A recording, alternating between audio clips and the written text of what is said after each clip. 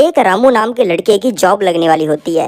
Job लगने से पहले वो अपनी जिंदगी एक गोल बनाता है कि वो 2 करोड़ रुपए की गाड़ी खरीदना चाहता है, 2 करोड़ रुपए का घर खरीदना चाहता है और 2 करोड़ रुपए में वर्ल्ड ट्रैवल करना चाहता है। इसलिए वो अपना गोल बनाता है 6 करोड़ रुपए का, कि यानी कि जब वो 6 करोड़ रुपए कमा लेगा तब वो अपने सारे शौक पूरे कर लेगा। और ऐसा गोल बनाने के 10 दिन बाद उसकी नौकरी लग जाती है, जिसमें वो महीने के 1 लाख रुपए कमाता है, जिसमें वो बहुत ज़्यादा कंजूसी करने के बाद और बहुत मुश्किल से हर महीने के 25,000 रुपए बचाने शुरू कर देता है। जब वो जॉब करनी स्टार्ट करता है तब उसकी उम्र होती है 24 साल की और फिर वो बैठकर कैलकुलेशन लगाता है कि उसको 6 करोड़ रुपए बचाने के लिए कितने साल काम करना पड़ेगा। हर महीने के 25,000 रुपए बचाकर वो 1 साल में बचा लेगा 3 लाख रुपए, 10 साल में बचा लेगा 30 लाख रुपए, 100 साल में बचा लेगा 3 करोड़ रुपए और 200 साल काम करने के बाद एक लंबी उम्र जीकर वो 224 साल की उम्र में वो 6 करोड़ रुपए बचा लेगा, जो कि उसका ड्रीम है। और वहीं पे रॉकी है, जो कि एक इन्वेस्टर है और एक बिजनेसमैन है, यानी कि वो दूसरों के बिजनेस में पैसा भी लगाता है और खुद भी बिजनेस करता है, जो कि महीने के कमाता है 50 करोड़ रुपए, जिसके पास में 200 करोड़ का एक प्राइवेट जेट है, 200 करोड़ का एक किले जैसा घर है और 200 करोड़ की उसके पास में गाड़ियां और हेलीकॉप्टर है। यानी कि उसने 600 करोड़ रुपए की तो चीजें ही खरीद रखी हैं और ये चीजें उसने खरीदी हैं सिर्फ अपनी 1 साल की कमाई से, जो है 600 करोड़ रुपए। और अगर यही 600 करोड़ रुपए अगर जॉब करने वाला रामू कमाना चाहे तो उसको लगभग 20,000 साल लगेंगे। तो इस कहानी से पता चलता है कि आज के समय में अगर आपको करोड़पति बनना है 80 साल की उम्र में नहीं बल्कि 20-30 साल की उम्र में, तो आपको एक ही चीज करोड़पति बना सकती है, वो है बिजनेस करना या दूसरों के बिजनेस में इन्वेस्ट करना। इसीलिए मैं आपको इस वीडियो में बताने वाला हूँ 10 ऐसे बिजनेस जिनको अगर आप करते हो तो आपको करोड़पति बनने से किसी का बाप नहीं रोक सकता। तो चलो स्टार्ट करते हैं हमारी वीडियो को। लेकिन वीडियो शुरू करें उससे पहले मैं आपको बताना चाहूँगा कि शेयर मार्केट से जुड़ी हुई बहुत सारी न्यूज़, रिसर्च रिपोर्ट्स और पैसे कमाने की बहुत तगड़ी तगड़ी अपॉर्चुनिटीज़ मैं अपने टेलीग्राम पर शेयर करता रहता हूँ, जिसका लिंक डिस्क्रिप्शन के अंदर और पिन कमेंट में है। तो अभी के अभी उसे क्लिक करके हमारे टेलीग्राम चैनल को ज्वाइन कर लो। तो चलो स्टार्ट करते हैं हमारी वीडियो को। जो 10 बिजनेसेस की हम लोग इस वीडियो के अंदर बात करने वाले हैं उनमें 2 फायदे हैं। पहला तो फायदा ये है कि जो कंपनी इन चीजों से रिलेटेड बिजनेस करती है आप उन कंपनीज के अंदर इन्वेस्ट कर सकते हो, पैसा लगा सकते हो स्टॉक मार्केट के थ्रू। और दूसरा फायदा ये है कि आप इन चीजों से रिलेटेड बिजनेस कर सकते हो, आप वो करके भी काफी पैसा कमा सकते हो। हमारा जो पहला बिजनेस है वो है टोबैको। इसके अंदर फूकने वाला टोबैको भी आता है और च्यूइंग टोबैको जिसे हम गुटखा कहते हैं वो भी आता है। इस बिजनेस के अंदर जो लोग काफी बड़ा काम कर रहे हैं, मैं वैसे काफी लोगों को जानता हूँ। मैं आपको ज्यादा चीजें तो रिवील नहीं करूंगा, लेकिन मैं आपको इतनी चीज रिवील कर सकता हूँ कि अगर आपका इस चीज के अंदर सिक्का चल जाता है तो आप रोल्स रॉयस तो क्या प्राइवेट जेट भी खरीद सकते हो। वैसे तो ये चीज बहुत खतरनाक है, लेकिन बिजनेस के मामले में देखा जाए तो इस चीज में बहुत पोटेंशियल भी है।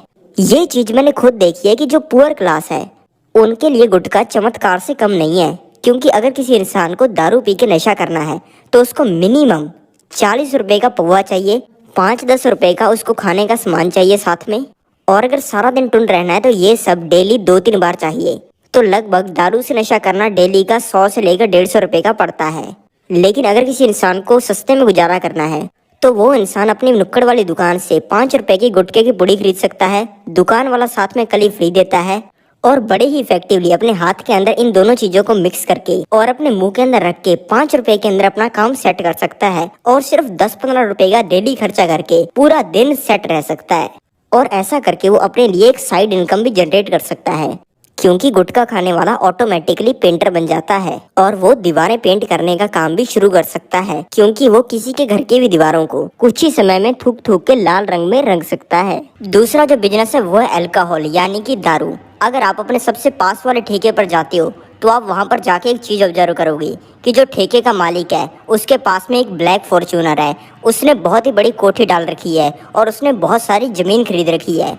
ये चीज़ आपको लगभग हर ठेके के मालिक के साथ में मिल जाएगी। इससे ये पता चलता है कि जो कंपनीज अल्कोहल को मैन्युफैक्चर करती हैं वो भी बहुत पैसा छाप रही हैं और जो अल्कोहल को सेल करते हैं वो भी बहुत पैसा छाप रही हैं।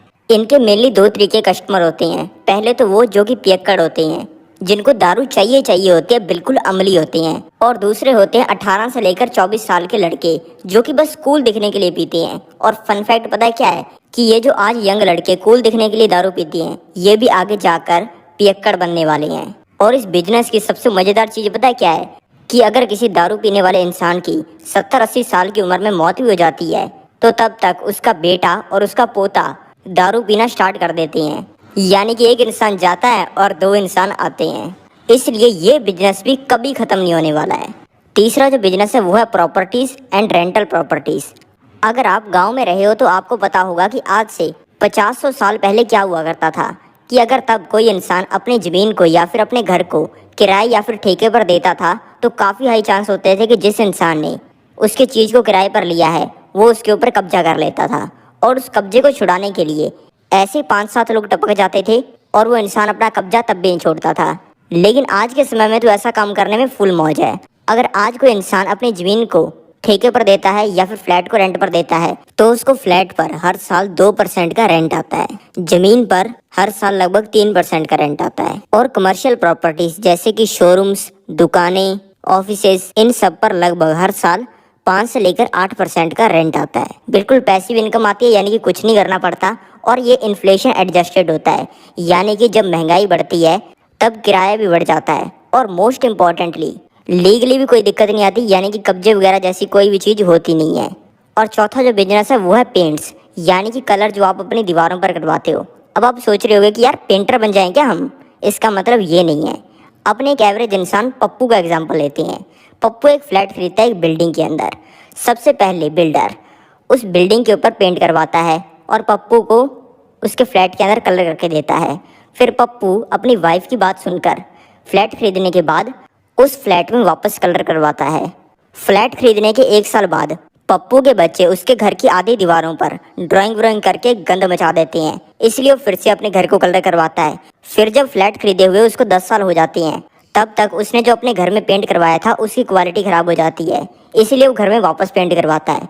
उसके 5-7 साल बाद में, यानी कि फ्लैट खरीदने के 15-17 साल बाद में अपने घर को वापस कलर करवाता है, क्योंकि उसने अपने बेटे की शादी करनी होती है। और शादी होने के बाद बेटा भी एक फ्लैट खरीद लेता है और बाद में यही प्रोसेस वापस शुरू हो जाती है।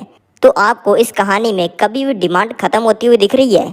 इसलिए पेंट एक ऐसा बिजनेस है जिसकी डिमांड कभी भी खत्म नहीं होने वाली है, बल्कि इसकी डिमांड तो आने वाले टाइम के अंदर और बढ़ने वाली है।